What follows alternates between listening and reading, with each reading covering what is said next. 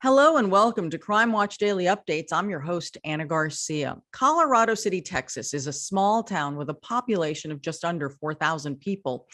It sits in the heart of the state, sandwiched between Dallas and El Paso. The town is also home to the tragic disappearance of a 13-year-old girl. 11 years later, her family is still seeking justice. Hailey Dunn's mom, Billie, was the last person to see the teen alive on December 27th of 2010. Then Hailey vanished. Billie's boyfriend, Shawn Adkins, said that Hailey was at a friend's house, but when she didn't return home, Billie became concerned. She reported Hailey missing the next day, December 28th of 2010. 3 days later, Billie and Shawn threw a New Year's Eve party at their home while Hailey's father continued to wait for his little girl to come back. Suspicion of Shawn was elevated during a search of Billie and Shawn's house when investigators reportedly found a trove of documents that delved into the lives of several notorious serial killers. Police kept a close eye on the couple, and Shawn eventually became a suspect, especially after he failed 2 polygraph tests, but there was never enough to charge him until recently. On March 16, 2013, a hiker found a skull and femur bone on a trail about 20 miles away from Hailey's home. Investigators located a tooth with the remains and used dental records to positively identify Hailey. 8 years later, in June of 2021, Adkins was arrested on suspicion of murder and tampering with evidence. He was booked into the Howard County Jail with a bond set at $2 million, then transferred to another detention center. Adkins allegedly hit Hailey in the head with an object which caused her to die. He has pleaded not guilty to the charges against him. Adkins' trial is scheduled to begin in April of 2023. Let's take a look back at a case involving the death of a young girl who was just getting her life started. A teenage cheerleader goes missing from a tiny town in Texas, igniting national headlines. Many people believe that you appear nervous. Her own mother is the center of suspicion. Grilled by Nancy Grace, accused of throwing a New Year's Eve party just 4 days after Hailey disappeared. So you're telling me that you had people over, you had food out, alcohol was being served, but it was not a party. Today, the woman living under a cloud of suspicion sits down for a new interview with our Melissa McCarty and points the finger at someone else. He's gonna kill me. And we're chasing down answers in the case. I just want to give the family an opportunity. They talk to everybody, and this is over with. Hailey Dunn, a small-town Texas girl, a bright kid with a winning smile. She was a tomboy, but she also liked glittery stuff and pretty things. But today, she is the subject of a murder mystery that defies resolution. When you think about Hailey, what are the images that you see? Her laughter and her smiling face, and she was just funny. It begins in Colorado City, Texas. Billie Dunn says the last time she saw her daughter Hailey was on an early morning a few days after Christmas. I was on my way out to work, so just peeking in her bedroom, seeing her in the bed, and she was completely home alone while I was gonna be at work for my 12-hour shift. And that's not a usual day for her to be alone that long. No, her father did live right across the street, so I assumed she's gonna get up and go over there. But when she returns home later that night, Hailey isn't around. Billie says her live-in boyfriend, Shawn Adkins, is also back from work, and he tells her that Hailey went to stay the night at a friend's house nearby. But the next day, still no sign of Hailey. And that's when we found out. The friend said, Hailey never spent the night here, and I never saw her last night. Her daughter has vanished. Billie desperately begins searching for Hailey at all her friends' homes and at her ex-husband Clint's place down the street. She says she has a hard time believing Hailey would run away. Anybody could have been driving through this town and saw my daughter playing outside or walking to the store and picked her up. Billie contacts police and makes a missing persons report. Maybe she was mad and will come back. This is what we were hoping, but I was also scared. The town rallies around her. Every single day, these people came out in droves to help search for this little girl. Crime Watch Daily affiliate CBS 7 News anchor Tatum Gwynn has covered the story from day one.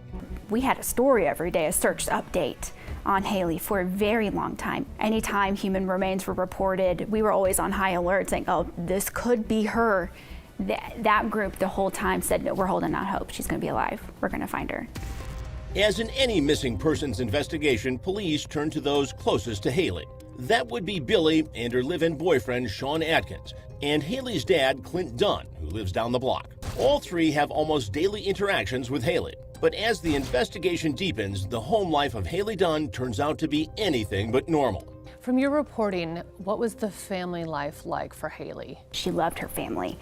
And so home life seemed to be very simple, but the further we started learning about her family, things seemed to be different behind closed doors. You know, we got word about a lot of alcohol, a lot of partying from her mother.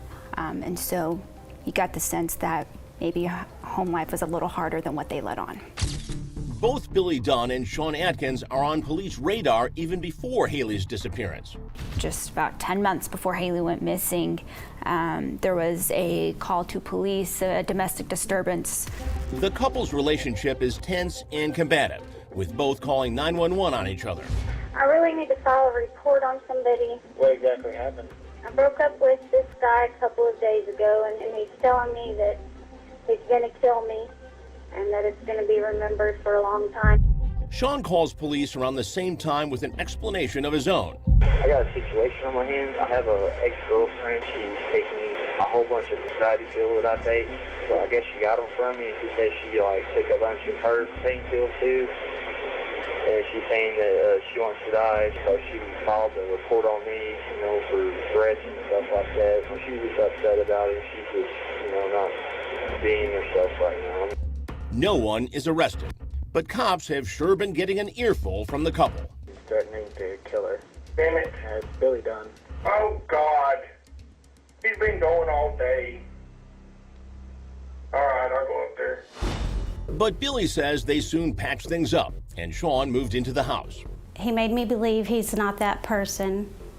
Those things won't happen again. I believed and wanted to believe that he was the good guy that I usually saw. So I kind of brushed it off. Did Hailey ever fear him, or was she just accepting that he was the boyfriend and now a part of the family? He was her friend. He was never made up to be a father figure or stepfather, never. He was just there to be her friend. After a few weeks and no sign of Hailey, cops focus on Billie and Shawn. Both agreed to take a polygraph test. Friends, neighbors, and police comb the fields around town for any sign of missing 13-year-old Hailey Dunn. They still had search crews out, and they held out hope. But her mother, Billie, never joins the search party. I wouldn't partake in the looking in fields, because for me that meant we're looking for a body. I couldn't bring myself to do that, so I did the flyers and the Facebook and the media. And what about her live-in boyfriend, Shawn Adkins? He wasn't involved in foot searches at all.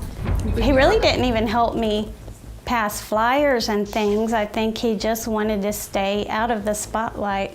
Police are so concerned that they ask both Billie and Shawn to take polygraph tests. Billie does so willingly, but she tells our Melissa McCarty she was shocked when she gets her results. Did you complete the polygraph? I did. In fact, Billie took 2 of them. And according to a police affidavit, she was under the influence of narcotics when she sat down for the first test. So days later, she sits down again, and the outcome is a shocker. And the results of that? I was told by the DPS interviewer that gave it that deception was indicated. Neither Dunn nor police will say on exactly which questions she showed deception.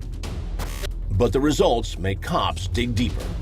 And according to the affidavit, a search warrant uncovers an alarming trove of disturbing literature in the house. Police found Billie and Shawn had collected pages and pages of articles printed from online content, all of it profiling serial killers. Among them, Mad Dog killer George Banks, convicted of 13 murders, including 5 of his own young children. When asked, Billie told police, oh, that's just a hobby for us. We enjoy studying about those things. Studying serial killers and her daughter goes missing? We had to ask, just a coincidence? Anything to make me look bad. I mean, I'm not the only true crime fanatic. I'm not the only viewer you have. With that, our Melissa McCarty went down the street from Billie's house to talk to Clint Dunn, her ex-husband, and get his take on her reading habits. They were doing a lot of research for some reason. And it's just awfully peculiar that they did all this research and then he was missing. And Clint says he's disgusted by what is happening at Billie's house in the days following Hailey's disappearance. Do you feel like Billie Jean may have had some type of involvement? Yes. How so? Because of all the actions that she made within the first week. They threw a New Year's party 4 days after she was missing and had beer and watched the ball drop on New Year's while I was standing on my back porch with binoculars, watching my house, waiting for Hailey to come home. That's how I know that they partied. I was watching them carry the beer in. Billie says it was only a small family support gathering on New Year's Eve. Do we even realize it's New Year's Eve? No, my daughter's missing. But Clint is having none of it. I don't see how you could just celebrate the New Year when your daughter's missing. That should be the last thing on your mind. Surprisingly, Clint says he did not join the search party to help find Hailey either. He wanted to stay close to town instead. I wasn't going on the searches. I didn't want to find my daughter out in the country. And I was walking down alleys and streets, looking in every dumpster and underneath every rock. And it begs the question many have been wanting to ask him about the day Hailey went missing. Someone in your life said that Hailey came by the day she went missing. Did police question you about that? Yeah, but she didn't come by. Someone told police that she was there the morning of, but that wasn't true. Was it the misunderstanding? Yes. You were never a suspect. No. And what about that other adult in Hailey's life? What do you know about Shawn Adkins? This is a strange individual, especially after he was missing. I've talked to a lot of his friends in high school, and they all told me how strange he was. Obsessed with crime stories? Obsessed with serial killers. Billie Dunn failed a lie detector test about the disappearance of her daughter Hailey. Police are not revealing what they make of that. But then it was her boyfriend Shawn Adkins' turn. And when cops hook him up to the machine, everything changes. First 2 times he failed, got up and walked out. On the third try, investigators say he shows deception. But the test indicates that Adkins is telling the truth on 2 bombshell questions that could break the case wide open. They asked him pointedly, where can we find Hailey? He said somewhere in Scurry County. They asked him, who should we be looking at in this? And he said, you should be looking at us, meaning Shawn and Billie. Scurry County, about 20 miles north of where Hailey was last seen. Adkins is named a suspect in Hailey's disappearance. And now Billie tells our Melissa McCarty police tried to use her to get more out of him. They made me go in there, so I did. And felt faintish after asking him, where's my baby? Where's my baby? You failed your test. Where's my baby? But Billie is about to find herself on the wrong side of the law. At one point during the investigation, police show up at her house looking for Adkins. Billie answers the door and tells them he's not home. But police have a search warrant. And when they go in, they find Shawn Adkins in the house. They don't arrest Adkins, but they haul Billie in for lying about his whereabouts. Her attorney, John Young, says it's all much ado about nothing. That was really a non-issue. They wanted to ask where Shawn was. She said he's not here. She opened the door for them.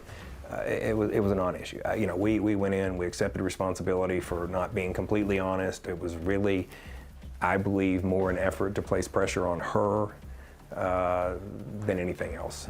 Hailey's dad, Billie's former husband, Clint Dunn, sees it differently.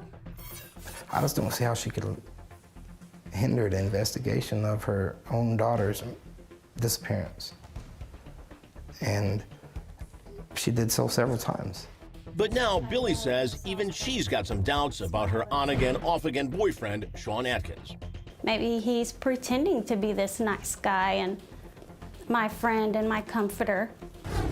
According to a police affidavit, Shawn told people he had been fired from his job the day Hailey disappeared and left work early.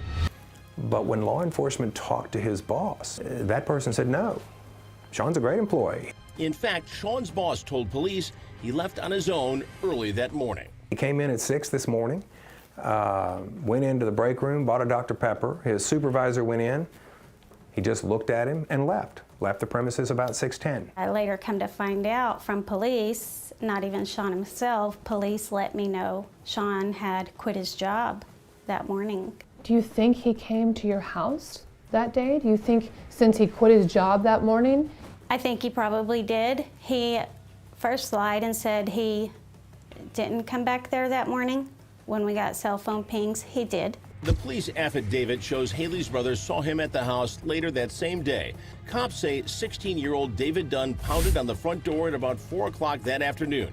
All the doors were locked, so he went in through a side window and caught Shawn Adkins standing in the hallway with, quote, a deer in the headlights look. We were always kind of suspicious of him and his actions. And it turns out in the court documents, his story was changing with police even. He has no alibi for the day that she disappeared. Then the most chilling of all from the police affidavit. Hailey's uncle stated he could not believe anyone could hurt a 13-year-old little girl. According to the affidavit, Shawn replies, yeah, it's like killing a deer. Then the uncle goes on to say Atkins talked often about how he kills deer and cuts them up with a chainsaw. I think he's a suspect.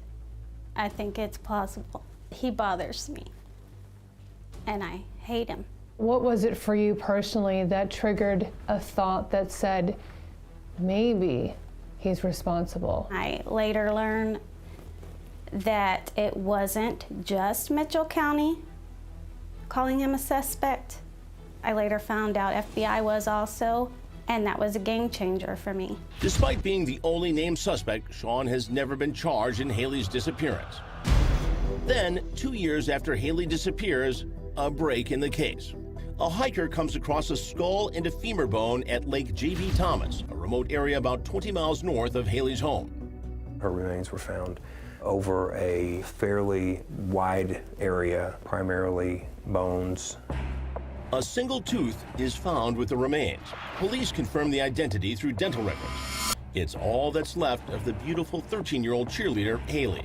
Her mom gets the call from police. When that day happened and they found her, what did that feel like? I really can't even remember other than hollering, no, no, no, and I was sitting on the floor in the bathroom at one point, screaming no and crying, and I couldn't stop crying. My brother had called me and said that Hailey's body had been found. What were you thinking at the time, 2 years later? I was relieved in a way that she wasn't suffering. I had hope that this is what they needed to convict somebody. But for some reason, Hailey's remains have never been released to her family, and the possible cause of death is still known only to police. I want a place to go visit and remember my daughter, and I want to know that her remains aren't sitting on a shelf in a lab. It's very important to get her back. It's very important. I just try to make sure that I tell her every day, I love you, and I'm thinking of you today. Certainly, she should be given the peace of mind of how my daughter died. But, was it blunt force trauma? Was it a gunshot? What was it? But I believe that she should have the closure and the finality of being able to put her daughter to rest. And the place where Hailey's remains are found, it's in Scurry County. Remember, that's right where Shawn Adkins said she could be found during his polygraph test. This is where police say that Hailey was found? Mm-hmm. Now, it takes about a good 25 minutes just to get to where we're standing right now, driving. Mm-hmm. So that's a lot of effort for someone to go to hide something. Yeah.